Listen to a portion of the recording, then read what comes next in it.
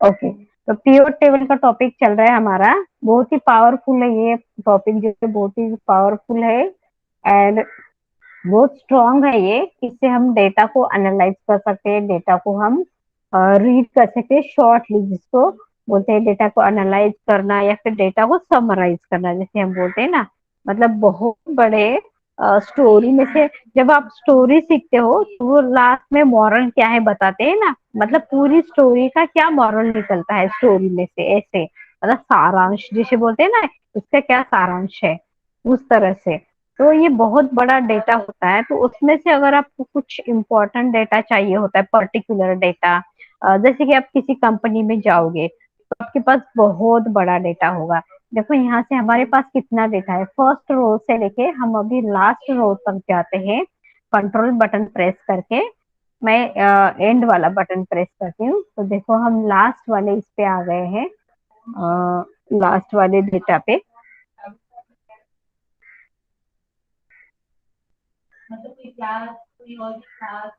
देखो आपका डेटा कितना बड़ा है, जस्ट देखो हमारा कर्सर 3000 के ऊपर हमारा डेटा है। कल कल भी हमने देखा था, याद है आपको? 3000 के ऊपर हमारा डेटा है। दिख रहा है आपको? 3205। तो इतना डेटा है हमारा। अभी इतने डेटा में से अगर आपके बॉस ने आपको कुछ पूछा है कि ये मुझे बताओ, ये पर्टिकुलर मतलब इस ईयर में कितना सेल हुआ है, कौन से ईयर, यहाँ पे देखो 2008 ईयर है, उसके बाद 2009 भी है, नीचे देखो 9 दिख रहा है, उसके बाद इसके नीचे है डेटा और भी 9 के बाद 10 है, 10 के बाद आपको 11 भी दिखेगा, यहाँ पे देखो 11 भी है, 11 के बाद 12 भी है, 13 है, 14 है एंड देखो 15 भी है, यहाँ पे दिख रहा है आपको? तो इस तरह से बहुत बड़ा डेटा आपके पास रहेगा। तो इसमें से अगर आपके बॉस ने बोला कि मुझे 2008 में कितना सेल हुआ है एस्पेन का, मुझे बताओ, तो इतने डेटा में से 8 वाला कितना डेटा है, देखो इतना डेटा वो काउंट करेगा, देखेगा, उसमें से 2008 में एस्पेन का भी, एस्पेन का ही उसको बॉस को देना है आंसर, तो उसको बहुत टाइम लगेगा आंसर निकालने के लिए। तो ऐसे एम्प्लॉयज को तो ऑब्वियसली वो रखेगा नहीं काम पे, बॉस है ना। इतने स्लो लोगों को बोलेगा कितना, ये ट्रिक नहीं यूज करते, एक्सेल का कुछ ट्रिक्स नहीं आता है। तो इस ऐसे आंसर वो मैन्युअली देखने जाएगा तो बहुत बहुत टाइम उसका वेस्ट होगा। तो इसके लिए पाइवट टेबल या पीओ टेबल का ऑप्शन है, जो कि बहुत स्ट्रॉन्ग एंड पावरफुल है। उसका यूज करके हम डेटा को समराइज या एनालाइज कर सकते हैं। मतलब जो हमें डेटा इसमें से चाहिए, 3000 के ऊपर डेटा में से कुछ डेटा चाहिए, तो हम उसको समराइज या एनालाइज करके उसको साइड में निकाल के हम लोग उसको दिखा सकते हैं, बॉस को फटाफट आंसर दे सकते हैं डेटा का यूज करके। ओके, तो इसमें पीओ टेबल में होता क्या है कि आपको इसमें दो कंडीशंस होती है, दो कंडीशंस को अगर आप फॉलो करेंगे या फिर वो अगर पूरी होंगी इस डेटा में, तो ही वो पीओ टेबल इस डेटा पे काम करेगा। ओके, तो फर्स्ट कंडीशन इसका ये होता है पीओ टेबल का, कि आपके डेटा में जो हेडिंग रो होता है वो होना चाहिए। दिख रहा है आपको? जैसे कि हमने यहाँ पे कुछ नंबर्स है तो इसको टोटल हेडिंग दिया है, यहाँ पे कुछ नंबर्स है तो ये यूनिट्स है, प्राइस है, सिटी है, दिख रहा है, प्रोडक्ट है, पेमेंट मेथड है, कूपन है, कस्टमर एज, डेट एंड ये नंबर। ठीक है, ये हेडिंग रो होनी चाहिए, कंपलसरी है इसका पीओ टेबल का। एंड अगर हेडिंग नहीं होगी तो पीओ टेबल आपका बनेगा ही नहीं, क्योंकि पीओ टेबल की जो फील्ड लिस्ट होती है वो इस हेडिंग के बेस पे ही बनती है। ओके, देन सेकंड है, सेकंड थिंग इज दैट कि आपका कोई भी रो या फिर आपका कोई भी कॉलम इसमें ब्लैंक नहीं होना चाहिए। ओके, अगर ऐसा होता है कोई रो या फिर कोई कॉलम इसमें ब्लैंक होता है पूरा, तो यहाँ पे वो पीओ टेबल बनाएंगे हम लोग, तो वो क्या करेगा, जहां तक आपका डेटा कंटिन्यूअसली है वहीं तक वो आपका डेटा रीड करेगा, और जहाँ पे आपके डेटा को ब्रेक लग गया है उसके आगे वो आपका डेटा रीड नहीं करेगा। ओके, समझ में आया सबको यहाँ तक? अगर समझे यस यहाँ पे, यस। हाँ, कूपन के यहाँ पे हमारा कॉलम अगर ब्लैंक है तो वो हमारा डेटा कस्टमर एज तक ही ये करेगा, मतलब एनालाइज करेगा, समराइज करेगा। ओके, तो इसके लिए जरूरी है कि कोई भी कॉलम या फिर कोई भी रो हमारा ब्लैंक नहीं होना चाहिए। अगर बीच में कोई रो समझो ये ब्लैंक है तो वो डेटा हमारा 16 रो तक ही रीड करेगा। उसका उसको लगेगा कि हमें यही इतना डेटा है, उसको लगेगा यहाँ पे ब्लैंक रखा है मतलब इसके नीचे का डेटा हमें रीड नहीं, एनालाइज नहीं करना है, ना ही समराइज करना है। ओके, तो ये ध्यान दे दो, आपके डेटा पे बहुत बड़ा डेटा होगा तो हो सकता है कि कहीं पे रो या कॉलम कहीं ब्लैंक तो नहीं है, इसे चेक करो पहले। ठीक है, दूसरा थिंग आप हेडर रो है क्या चेक करो, उसके बाद इसके ऊपर हम पाइवट टेबल बना सकते हैं। ओके, तो अभी हमें इस पे पाइवट टेबल बनाना है। किसी को याद है कैसे बनाया था हमने कल? विशाखा, अनुश्री, पाइवट टेबल कैसे बनाया था?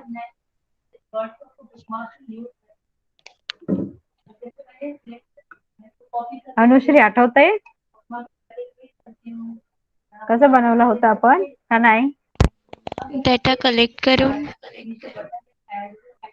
हा, याच्या मला आता पाइवट टेबल बनवायचं, तर कसं बनवू मी?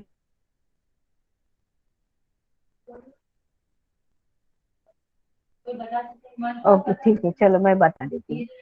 जैसे कि इस डेटा पे मुझे पाइवट टेबल बनाना है, तो मुझे इस डेटा के अंदर कहीं भी एक जगह पे क्लिक करना है, कहीं भी करो। ओके, बट इस डेटा के बाहर क्लिक करोगे तो बनेगा नहीं। ओके, इस डेटा के अंदर किसी भी सेल पे एक पे क्लिक करके रख दो। उसके बाद आपको जाना है इंसर्ट टैब पे। इंसर्ट टैब पे जाने के बाद आपको सबसे पहला ऑप्शन मिलेगा पाइवट टेबल का। ओके, तो उसके ऊपर आप जैसे ही क्लिक करोगे आपके सामने एक विंडो आ जाएगी इस तरह से। तो यहाँ पे अपना जो रेंज है देखो, यहाँ पे दिख रहा है पूरा रेंज उसने सेलेक्ट कर लिया है। अगर आपको कुछ डाउट लगता है तो आप यहाँ पे स्क्रॉल करके नीचे देख सकते हो कि पूरा डेटा उसने सेलेक्ट किया है या नहीं, नीचे तक कहीं पे ब्रेक तो नहीं किया है। देखो इस तरह से दिख रहा है आपको, हमारी पूरी रो से यहाँ तक डेटा ग्रीन दिख रहा है ना, ग्रीन ये लाइन्स डैश डैश वाला, तो उसका सिलेक्शन है, उसने पूरा डेटा सेलेक्ट कर दिया है। ठीक है, तो इस तरह से हमें समझ ऑटोमेटिकली वो सेलेक्ट करता है क्योंकि हमने इस डेटा के अंदर एक क्लिक किया है, तो जितना डेटा है उतना वो सेलेक्ट कर दिया। उसके बाद नीचे यहाँ पे दिया है choose where you want the PO table report to be placed, मतलब आपको कहाँ पे पीओ टेबल बनाना है वहां पे आप चूज करो, न्यू वर्कशीट में बनाना है या फिर एग्जिस्टिंग वर्कशीट में बनाना है। अगर आप न्यू वर्कशीट करोगे तो क्या होगा, इसी शीट के साइड में और एक शीट आ जाएगी, न्यू शीट, और उसके ऊपर हमारा टेबल का ग्राफ आ जाएगा। ओके, अगर आपको नया शीट पे बनाना है, इस शीट पे नहीं बनाना है तो। और अगर आपको एग्जिस्टिंग शीट पे ही बनाना है, इसी शीट पे बनाना है, तो आपको यहाँ पे लोकेशन देना पड़ेगा। देखो यहाँ पे लोकेशन का ऑन हो गया, यहाँ पे जस्ट आपको क्लिक करना है और आपको यहाँ पे बताना है कि कहाँ आपको पाइवट टेबल बनाना है, यहाँ पे, यहाँ पे, ऐसे जस्ट आपको क्लिक करना है जहाँ पे भी आपको बनाना है वहां पे। उसके बाद ओके करेंगे तो वो यहाँ पे आ जाएगा। जैसे मैं देखो यहाँ पे ओके कर रही हूँ, देखो यहाँ पे हमारा फिल लिस्ट आ चुका है, दिख रहा है आपको? इस तरह से ये पीओ टेबल वो बना देगा। To build a report choose fields from the PO table field list. Okay, तो मैं यहाँ पे अंडू कर रही हूँ कंट्रोल जेड करके। तो अभी हम देखते हैं नेक्स्ट वाला ऑप्शन से क्या होता है। तो अभी मैं न्यू वर्कशीट पे क्लिक करके यहाँ पे ओके कर दे रही हूँ। तो देखो उसी के साइड में ये हमारा पीओ टेबल है, उसके साइड में एक शीट एक्स्ट्रा आ चुका है और यहाँ पे हमारा पीओ टेबल का ग्राफ आ चुका है, दिख रहा है?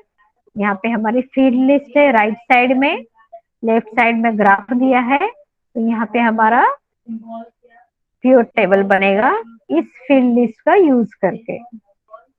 ठीक है, तो यहाँ पे आप देखोगे तो हमारी फील्ड लिस्ट है, जैसे कि date, customer age, coupon, payment method, product, city, price, then units, total, है ना? ये आपको यहाँ पे हेडिंग में जो दिख रहा है तो उसी के ऊपर हमारा इसका बन चुका है field list. Okay, then drag fields between areas below. तो यहाँ पे 4 एरियाज दिए हैं, तो 4 एरियाज में आपको फिर लिस्ट को ड्रैग करके ड्रॉप करना है।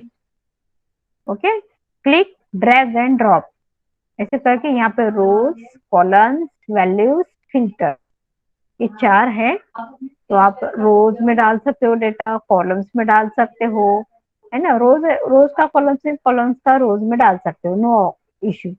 बट आप वैल्यूज में वही डेटा डालोगे जिसके अंदर न्यूमेरिकल वैल्यूज है। ओके, टेक्स्ट वाला डेटा आप वैल्यूज में नहीं डाल सकते, ये उसका एक रूल है पीओ टेबल का। ओके, वैल्यूज में ओनली न्यूमेरिकल वैल्यू वाला ही डेटा डालना है, जैसे कि ये वाला यूनिट्स में नंबर्स है, टोटल में नंबर्स है ना, कस्टमर एज में भी नंबर्स है, ये नंबर वाला डेटा ही आप वहां पे पुट कर सकते हो वैल्यूज में। ओके, एंड फिल्टर्स का ये है कि अगर आपको किसी पे फिल्टर लगाना है तो फिल्टर्स वाला डेटा भी आप सकते हो। ठीक है, इसमें तो अब हम देखते हैं, क्वेश्चन है हमारा कि पेमेंट मेथड दिया है, यहाँ पे प्रोडक्ट दिया है, सिटी दिया है, प्राइस, इसके बाद यूनिट्स कितना सेल हुआ है, मतलब एस्पेन का दुबई में कितना यूनिट सेल हुआ है, टोटल सेल कितना हुआ है ना।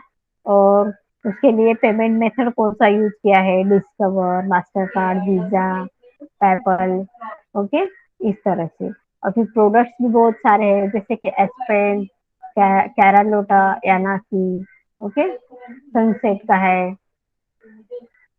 ठीक है, इस तरह से प्रोडक्ट भी बहुत सारे हैं, सिटीज के नाम भी है, जैसे Dubai, Abu Dhabi, Ajman, okay, rack, Dubai, Sharjah, Mumbai भी है। ठीक है, तो इस तरह से सिटीज भी दिया है, उसका प्राइस क्या है वो दिया है, यूनिट्स कितना सेल हुआ है एंड टोटल कितना है। ठीक है, तो इस तरह से हमारा डेटा है, डेटा हमने रीड कर लिया। तो आप इस पे क्वेश्चन बना सकते हैं, जैसे कि हमने कल क्वेश्चन बनाया था। जैसे हमें देखना है कि डिस्कवर कौन से कार्ड से सबसे ज्यादा हमें इनकम हुआ है ना, टोटल लिया है, या फिर कौन से कार्ड से हमें टोटल इनकम हुआ है। तो यहाँ पे हमें बायो टेबल में क्या करना पड़ेगा कि कौन सा फील्ड लेना पड़ेगा हमें, पेमेंट मेथड, क्योंकि पेमेंट मेथड हमें निकालना है ना, कौन से पेमेंट मेथड से हमें सबसे ज्यादा इनकम हुआ है, टोटल सेल हुआ है। ओके, तो इसको लेकर मैं डाल सकती हूँ रोज में। ओके, उसके बाद हमें टोटल निकालना है, तो मैं टोटल का लेके वैल्यूज में डाल सकती हूँ। ठीक है, तो आप यहाँ पे देख सकते हो, देखिए अमेरिकन एक्सप्रेस से कितना टोटल अमाउंट मिला है, डिस्कवर से कितना टोटल अमाउंट मिला है, मास्टर कार्ड से कितना मिला है, पेपल से कितना मिला है, और वीजा से कितना मिला है। तो इसमें आप देख के बता सकते हो मैन्युअली कि अभी इतने बड़े डेटा में से ये देखो कितना छोटा डेटा हमें मिल गया है। तो यहाँ पे आप देखोगे तो अमेरिकन एक्सप्रेस एक ही बार लिखा है, डिस्कवर एक ही बार है, मास्टर कार्ड एक बार है, वीजा एक बार है, पेपल एक बार। बट आप अपने डेटा में देखोगे तो देखो यहाँ पे कितनी बार रिपीट हुआ है, मास्टर कार्ड बहुत बार रिपीट हुआ है, ओके, वीजा भी बहुत बार रिपीट हो चुका है ना। तो अगर आप इस तरह से कंडीशनल फॉर्मेटिंग का यूज करके देखोगे टेक्स्ट दैट कंटेन, तो यहाँ पे अगर आपको देखना है मास्टर कार्ड का कितना है, तो आप यहाँ पे डाल दो मास्टर कार्ड।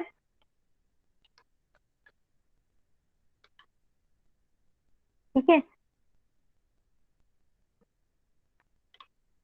यहाँ से आप देख सकते हो कि कितनी बार वो रिपीट हो चुका है, मास्टर कार्ड दिख रहा है आपको,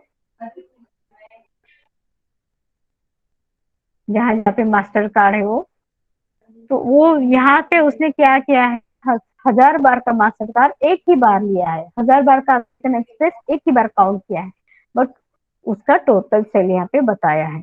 तो ये इससे बोलते हैं डेटा को समराइज करना या फिर डेटा को एनालाइज करना। समझे आपको, अभी पूरे डेटा को उसने समराइज करके बता दिया कि अमेरिकन एक्सप्रेस से कितना टोटल सेल है, डिस्कवर से कितना है, मास्टर कार्ड से कितना है, पेपल से कितना है, और वीजा से कितना है। ठीक है अनीता, समझ में आया इतना आपको? Anushree, yes ma'am. Prajakta, clear हुआ कल से बेटर आज? यस। ओके, तो यहाँ पे कुछ क्वेश्चंस है, हम लोग देखते हैं क्या क्वेश्चंस है, वो सॉल्व करने की कोशिश करते हैं, ठीक है। मैम फिल्टर का यूज क्या होता है? फिल्टर का यूज भी वही होता है कि हमें बहुत बड़े डेटा में से कुछ पर्टिकुलर चीजें ही हमें चाहिए, तो हम फिल्टर का यूज करके वो हम ले सकते हैं। बट फिल्टर में क्या होता है, एक बार आप एक ही चीज को फिल्टर करके देख सकते हैं। प्योर टेबल में वो रिस्ट्रिक्शंस नहीं होता है, प्योर टेबल में आप दो चार चीजों को फिल्टर लगा सकते हैं। तो create a pivot table with product in columns and city in rows. Question समझ में आया? एक पायोट टेबल हमें बनाना है, कैसे बनाना है, प्रोडक्ट कॉलम में डालना है एंड सिटी रो में डालना है। बोलो अभी क्या करूं मैं? प्रोडक्ट कॉलम्स में डालना है एंड सिटी रोज में डालना है, देखा। एंड उसका टोटल सेल देखना है तो टोटल सेल देखो, यूनिट्स देखना है तो यूनिट्स देखो। देखो इतना, मतलब कितना कौन से सिटी में कौन से मतलब प्रोडक्ट कितना सेल हुआ है, यहाँ पे ये आपको पता चल रहा है ना। रैक में कितना कौन से प्रोडक्ट का कितना सेल हुआ है, अबू धाबी में कौन से प्रोडक्ट का कितना, सनसेट का कितना हुआ है, अनाकी का कितना हुआ है, ओके, खारलोटा का कितना हुआ है। तो इस तरह से ये आप इससे फाइंड आउट कर सकते हैं, ठीक है। फिर से मैं सिटी को लेके ऊपर छोड़ रही हूँ और फिर से सम ऑफ टोटल को उधर ऊपर छोड़ रही हूँ एंड प्रोडक्ट को भी छोड़ रही हूँ ऊपर, ठीक है। नेक्स्ट क्वेश्चन है हमारा, interchange the rows and columns in case the columns are too many. तो आप इसको उल्टा भी कर सकते हैं, ये बोल रहा है जैसे कि हमने प्रोडक्ट लिया था कॉलम्स में एंड सिटी लिया था रोज में, तो उसका उल्टा भी आप कर सकते हो, है ना। तो प्रोडक्ट्स आप रो में डाल सकते हो, सिटी आप कॉलम्स में भी डाल सकते हो, ऐसे भी कर सकते हो। ऐसे भी करके आप टोटल सेल कितना हुआ है देखना है तो आप देख सकते हो यहाँ से, है ना। तो अभी देखो हमारा प्रोडक्ट जो है इस तरह से रोज में आ गया है और हमारा सिटीज जो है ऐसे कॉलम्स में आ चुका है, दिख रहा है। एक सी कॉलम में, डी कॉलम में दुबई है, ई कॉलम में मुंबई है, एफ कॉलम में रैक है, दिख रहा है। एंड ये रोज में आ चुका है हमारा प्रोडक्ट,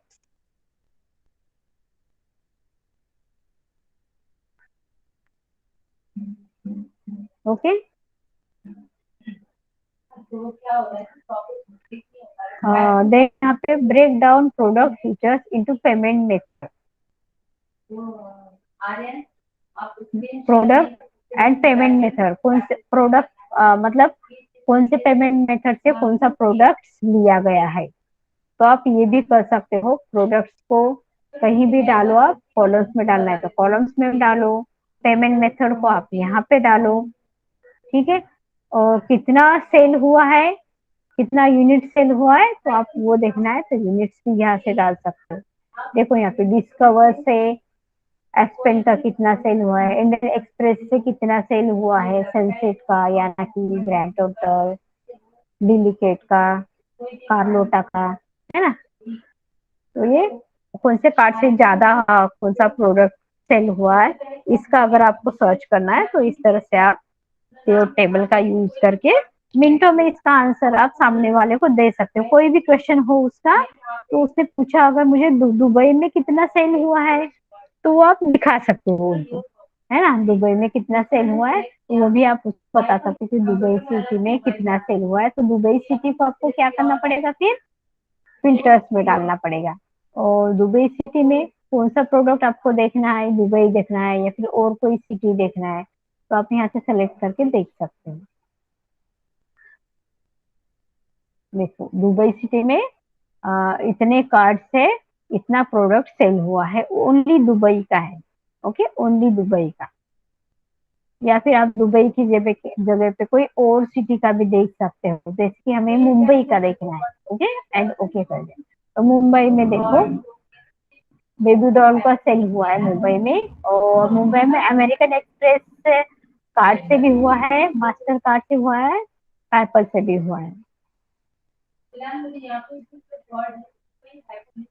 तो इस तरह से आप पीरियड टेबल का यूज करके बहुत सारा स्ट्रॉन्ग है, ये बहुत पावरफुल है। आपको समझ में आया होगा कितना मिनटों में हम इतने बड़े डेटा से आंसर निकाल रहे हैं, कितना बड़ा डेटा है, आपने देखा है ना। 3000 से भी ऊपर डेटा है। अगर मैन्युअली यही हम काम करने जाते तो हमें कितना काम, अगर हमें, आप समझोगे हमें पीरियड टेबल नहीं आता है, हमें उसको बारे में कुछ पता ही नहीं है, तो उस इंसान को कितना डिफिकल्ट जाएगा ये सारी चीजें सर्च करने के लिए, देखने के लिए। बराबर।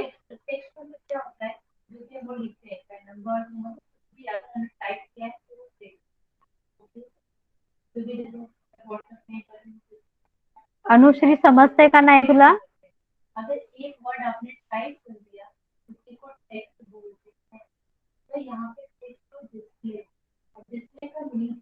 हेलो अनुश्री।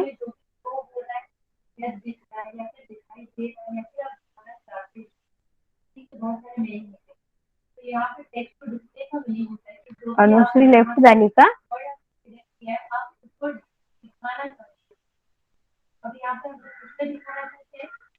अच्छा अनीता, ये वाला क्वेश्चन आप सॉल्व कर सकते हो क्या? क्रिएट डिटेल डेटा फॉर यानाकी product only applying total function option. No ma'am, ये तो मैं फर्स्ट टाइम देख, ये सब पिवट टेबल ये सब पहले नहीं देखा, तो मतलब पता नहीं आपको होगा। कुछ थोड़ा बहुत तो समझ में आया होगा अभी तक मैंने आपने जो पढ़ाया। बताया वो समझ में आया थोड़ा, लेकिन वो हाँ क्या मतलब आप पूछ रहे हो ना वो कैसे करना है, वो पता नहीं है मुझे कुछ इसके बारे में। आपने जो बताया वो ओके, समझ में आया। आया ना? ओके, तो उससे उससे भी आपको ये कर सकते हैं, जैसे कि प्राजक्ता मला समजलं का?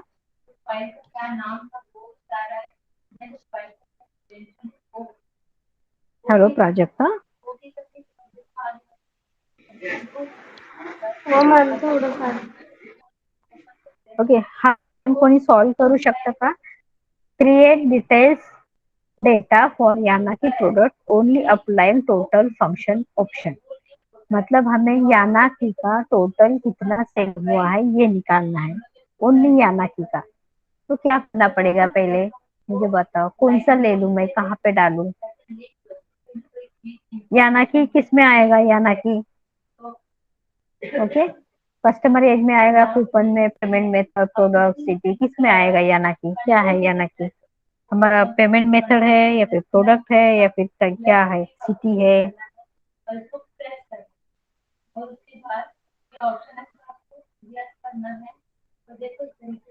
अब सॉल्व करने की कोशिश तो करो, मतलब मोबाइल में ही आपको प्रैक्टिस नहीं होगा, आपको सिस्टम ही लगेगा इसके लिए। बट इसीलिए मैं आपसे क्वेश्चन सॉल्व करके लेके आपको समझाना चाहती हूँ कि ये कैसे यूज होता है, यूज किया जाता है। अनुश्री, विशाखा सांगू शकते यानाकी काय आहे?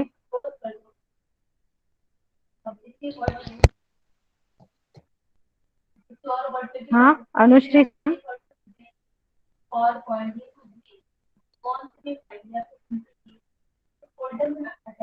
इसका मतलब किसी को कुछ समझा नहीं क्या?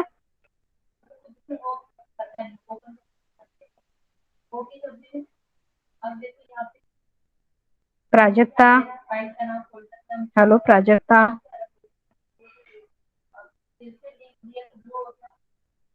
आप कोशिश करोगे तो समझेगा ना, नहीं तो फिर आपको समझ में नहीं आएगा कैसे सॉल्व करना है क्वेश्चन इसके ऊपर का। बहुत इजी क्वेश्चन है, कुछ भी हार्ड नहीं है। यानाकी सिटी है। याना की सिटी नहीं है, ये देखो यहाँ पे हम लोग देखते हैं, यहाँ पे दिख रहा है आपको, प्रोडक्ट है याना की। ओके, तो सिटीज में देखो Dubai, Abu Dhabi, Ajman, Sharjah, ये है सिटीज हमारे। इसलिए मैंने रीड किए तो जानबूझ के कि आपको याद रहे सिटी कौन से है, प्रोडक्ट्स कौन से है, पेमेंट मेथड्स कौन सा है ना। तो यहाँ पे हमें क्वेश्चन है कि यानाकी का कितना टोटल सेल हुआ है ये हमें निकालना है। तो हमें सबसे पहले कौन सा लेना पड़ेगा? तो जैसे कि यानाकी प्रोडक्ट है, तो इसको मैं कहाँ पे डालूं? कॉलम्स में डालूं या फिर रो में डालूं? याना प्रोडक्ट्स को रोज में। यस, ओके, इसको रोज में डालती हूँ। ठीक है, और हमें देखना है कि इसका टोटल सेल कितना हुआ है। तो अभी टोटल सेल के लिए मुझे क्या लेना पड़ेगा? वैल्यू। हाँ, वैल्यू में डालना है, लेकिन यहाँ से कौन सा फील्ड लेना पड़ेगा? वैल्यू में ही डालना है।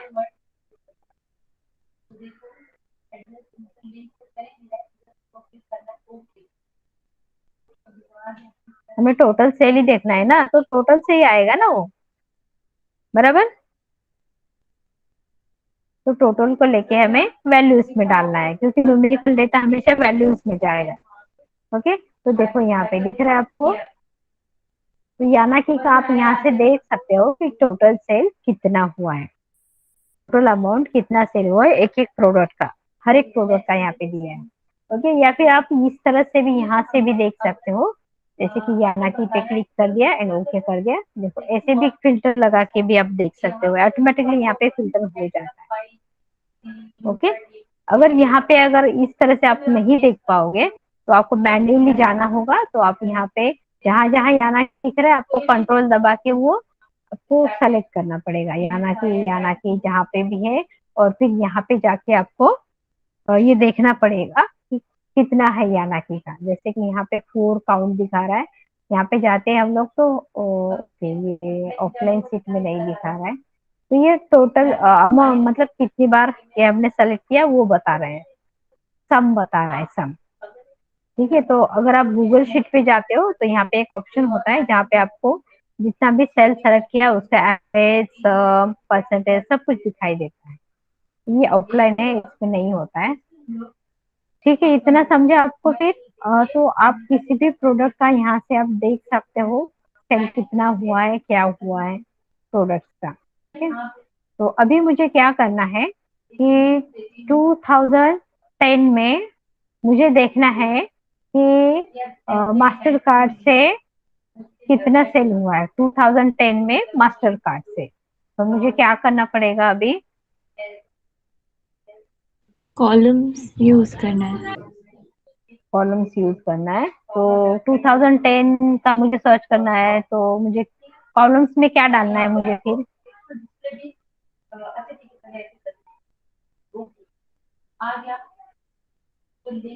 अब मुझे, मैंने जैसे कि मैंने आपको डेट बोला, तो डेट किस में आएगा? ईयर बोला ना, तो ईयर किस में आता है? डेट में ही आता है, राइट। तो यस। उसको उठा के आप रोज में डाल सकते हो। देखो यहाँ पे आ गए 2008, 9, 10, 11, है ना। तो हमें 2010 का क्या देखना है? मास्टर कार्ड से कितना सेल हुआ है। तो मास्टर कार्ड मतलब हमारा पेमेंट मेथड, तो पेमेंट मेथड उठा के हम लोग डाल सकते हैं यहाँ पे कॉलम्स में। कितना सेल हुआ ये देखना है, तो हमें टोटल में जाना पड़ेगा। तो कितना मतलब अमाउंट ही हुआ ना वो, तो टोटल सेल वैल्यूज में एज अ, देखो इस तरह से। और आप यहाँ से देख सकते हो कि कितना। अब हमें क्या करना है, ईयर्स पे जो है फिल्टर लगाना है, और यहाँ से मुझे 2010 पे क्लिक करना है एंड जस्ट ओके करना है। तो देखो 2010 में आप यहाँ पे मास्टर कार्ड का सेल कितना हुआ देख सकते हो। ओके, समझ में आ गया? Yes ma'am.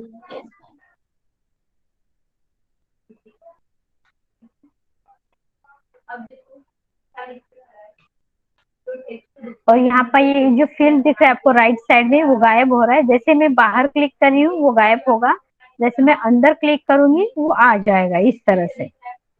ओके, तो अगर आपको इसके साथ साथ कुछ और भी देखना है तो आप यहाँ से देख सकते हो। जैसे कि मैंने इसको ऑन कर दिया, ओके कर दिया, और यहाँ पे हमने पेमेंट मेथड देखा है ना, पेमेंट मेथड। तो अगर आपको और भी कुछ देखना है, मतलब सिटी देखना है, तो आप सिटी देख सकते हो।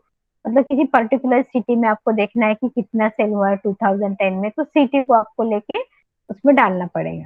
ठीक है, पेमेंट मेथड हटा के मैं यहाँ पे सिटी को लेके इसमें डाल सकती हूँ।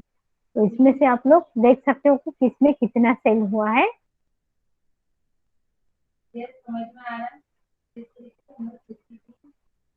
यहाँ पे देखो, क्योंकि हमने यहाँ पे एक ही लिया है इसलिए उस तरह से वो एक ही का दिखा रहा है। देखो पूरे ईयर्स का भी हमें शो कर रहा है कि कितने सिटी में 2008 में कितना हुआ है, 2009 में कितना हुआ है ना, पूरे ईयर्स। तो यहाँ पे देखो 2008 एक ही बार है, 9, 10, 11, 15 इतने में ही उसने ये डाला है।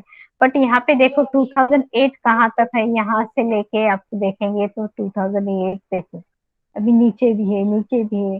तो 2008 का कितना सारा डेट्स है, बट वो यहाँ पे हमें क्या कर रहा है, ये ईयर वाइज बता रहा है, ईयर वाइज।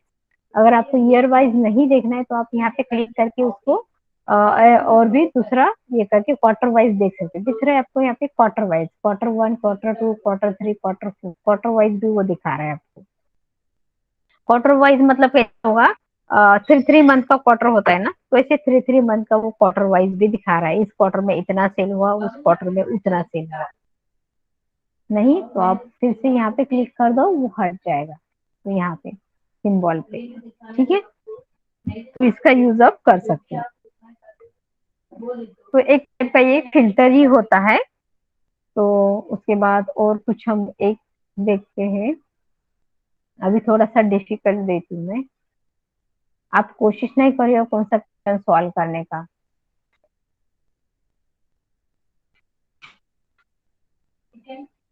तो देखो अभी हमें क्या करना है, मुझे ये वीजा कार्ड से, ओके क्वेश्चन ध्यान से सुनो, वीजा कार्ड से एस पेन का, वीजा कार्ड से एस पेन का शारजहां सिटी में कितना यूनिट सेल हुआ है ये निकालना है। क्या क्या क्वेश्चन क्या बोला था मैंने, वीजा कार्ड लिया था हमने, ओके, उसके बाद प्रोडक्ट कौन सा लिया था, एस्पेन, एस्पेन, ओके, उसके बाद और क्या लिया था हमने, शारजहां सिटी लिया था,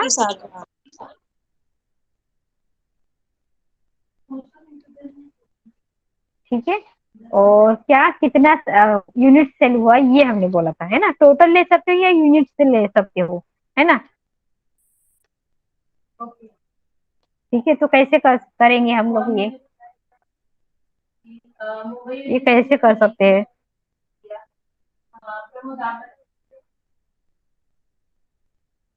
इंसर्ट टैब में जाकर। ये तो हमारा ओके, हाँ यहाँ पे है, ये हमारा बनाया है, आ गया है हमें। ठीक है, ये मैं हटा देती हूँ, शीट को डिलीट कर देती हूँ, राइट क्लिक करके इसको डिलीट कर देती हूँ। ठीक है, हाँ अभी बताओ अनुश्री, अभी मैं पाइवट टेबल कैसे बनाऊँ। हाँ इंसर्ट टैब में जाकर, इंसर्ट टैब में जाकर पाइवट टेबल, पाइवट टेबल पे क्लिक किया। अभी हमें कहाँ पे लेना है, हमारा पूरा सिलेक्शन हो गया टेबल का। अभी हमें कहाँ जाना है, एग्जिस्टिंग शीट लेनी है या फिर न्यू वर्कशीट लेनी है, कौन सी शीट लेनी है हमें यहाँ पे, new worksheet, okay new worksheet लिया एंड ओके कर दिया। ठीक है, तो हमारे पास एक न्यू वर्कशीट इंसर्ट हो गई। ऐसे ही हमारा फील्ड भी आ चुका है राइट साइड में पाइवट टेबल का, एंड राइट साइड में, लेफ्ट साइड में आप देखोगे तो ये ग्राफ आ चुका है पाइवट टेबल। ठीक है, अभी क्या करना पड़ेगा हमें, क्वेश्चन हमारा समझ लो, वीजा कार्ड है, एस्पेन प्रोडक्ट है, शारजाह सिटी है, ओके, एंड यूनिट्स हमें देखना है कितना यूनिट सेल हुआ है, वीजा कार्ड से एस्पेन प्रोडक्ट का शारजाह सिटी में कितना यूनिट सेल हुआ है। ठीक है, तो अभी क्या करूं फिर अनुश्री,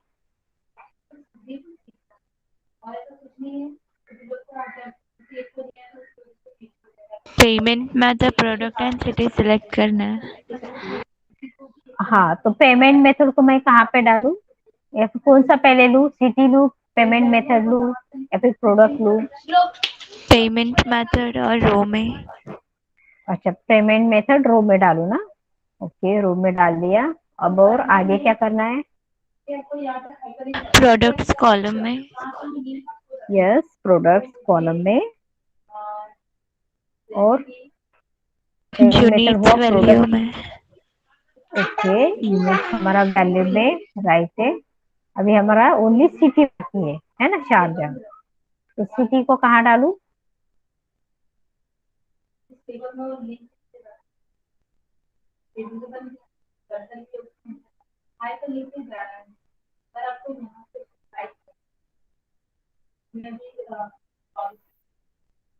सिटी को कहाँ डालना पड़ेगा? सिटी को हमें कॉलम्स। कॉलम्स, ठीक है, हम कॉलम्स में डाल के देखते हैं क्या होता है। देखो इस तरह से डेटा वो शो कर रहा है कॉलम्स में डालने के बाद। दिख रहा है आपको? डेटा पढ़ने आ रहा है? एस पे, शाहजहां,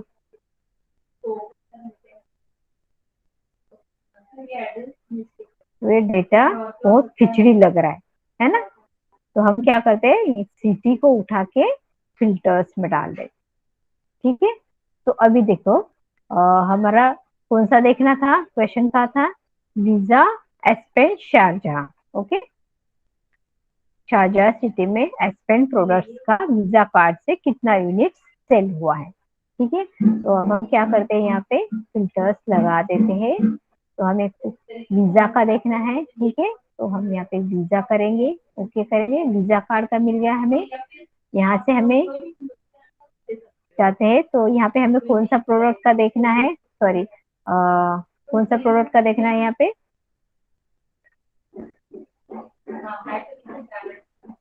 एस्पेन का ना, राइट? ओके, ठीक है, एस्पेन प्रोडक्ट हुआ हमारा, ये वीजा हुआ। और फिर हमारा सिटी कहाँ पे है अभी?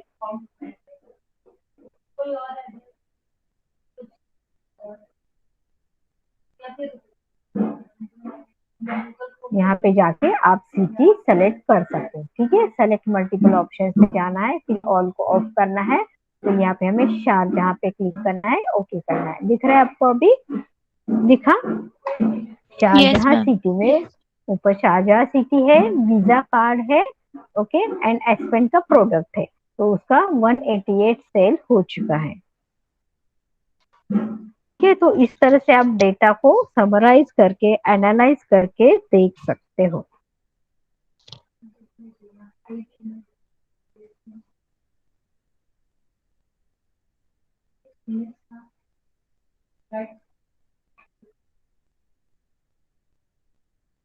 ठीक है, समझा?